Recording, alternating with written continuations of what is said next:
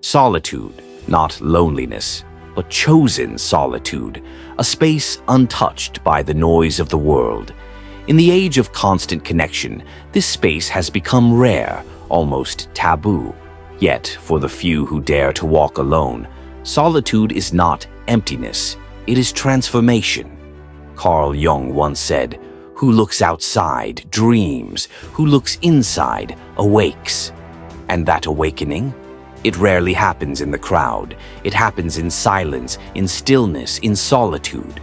We've been conditioned to fear being alone, to equate it with being unloved, unwanted, even unsuccessful. But what if aloneness is exactly what we need to find ourselves? Modern life demands our attention. Algorithms scream for it. Trends shift before we can even process them. We're always reacting, rarely reflecting. And in this relentless storm of stimulation, the voice of the self is drowned out. Jung believed the self was not something we find easily. It is buried beneath layers of persona, the masks we wear. And to meet it, we must descend into the depths. We must confront the unknown within. And that journey was a solitary one. But solitude isn't romantic. Not at first. It's uncomfortable. It confronts us with all we've tried to avoid. Our fears, our contradictions, our suppressed desires. We meet our shadow there, and it doesn't greet us kindly.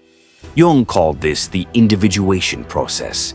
It's the painful, beautiful path of becoming who we truly are, not who we were told to be. Not who society expects, but who we are, in essence. And this is the paradox. In solitude, we feel disconnected from the world, yet through it, we finally connect with life in its most authentic form.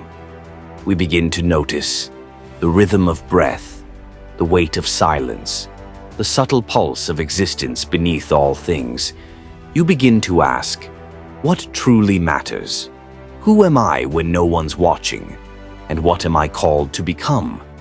Solitude becomes the crucible where identity is forged, where meaning is not inherited but discovered, where your inner truth, once a whisper, becomes a voice. So no, solitude isn't about escaping the world, it's about returning to it transformed, rooted, awake, real. The privilege of a lifetime is to become who you truly are. Carl Jung. Don't fear the quiet. It's where you'll finally hear yourself. And maybe, just maybe, that's the beginning of everything. If this made you pause, if you're drawn to deeper truths and quiet strength, then you're in the right place. Like, subscribe, and keep exploring with us. See you in the next one.